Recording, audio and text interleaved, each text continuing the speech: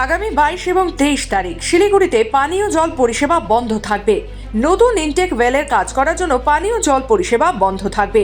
এর আগে জুন মাসে 3 দিন পানীয় জল বন্ধ থাকার কথা থাকলেও 10 দিনের মতো পানীয় জল পরিষেবা বন্ধ ছিল, যার ফলে শহরের মানুষকে তীব্র জলকষ্টের মধ্যে পড়তে হয়। পাশাপাশি সাধারণ মানুষকে পানীয় জল সরবরাহ করতে হিমশিম খেতে হয় শিলিগুড়ি পৌরসভাকেও। সেই সময় পৌরসভার বিরুদ্ধে দূষিত জল খাওয়ানোরও অভিযোগ ওঠে। তাই এবার আগে থেকেই সতর্ক পৌরসভা। এদিন নতুন করে আরও 5টি জলের ট্যাঙ্কের উদ্বোধন করেন মেয়র গৌতম দেব। পৌরসভা সূত্রে জানা গেছে মোট 25টি জলের ট্যাঙ্কার পৌরসভার, 5টি ট্যাঙ্কার পিএইচইর এবং পৌরসভার মোট 30টি 2000 লিটার জলের ট্যাঙ্কার রয়েছে, যেগুলো দিয়ে পানীয় জল সরবরাহ করা হবে শহর জুড়ে।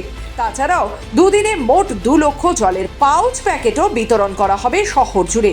এরা কাজ করে, কিন্তু এরা এই কাজটাও করতে পারবে, কারণ একটা জায়গায় তো গাড়ি ফিক্স করে দিয়ে আসা হয়।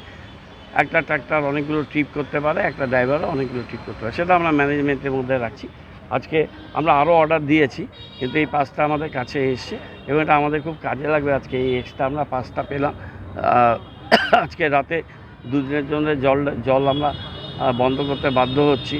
আমাদের এই ভালভগুলো লাগানোর জন্য অল্টারনেটিভ ওয়েলের এই 5টা ট্যাঙ্কেও 15,000 লিটার জল মানুষের কাছে যাবে। দরকার হলে জল শেষ হয়ে গেলে আবার ট্রিপ করতে পারবে, সেই কাজটা আমরা করতে পারবো। আজকে আমরা এটা উদ্বোধন করব। শিলিগুড়ি থেকে কৃষ্ণা দাসের রিপোর্ট, খবর বাংলা।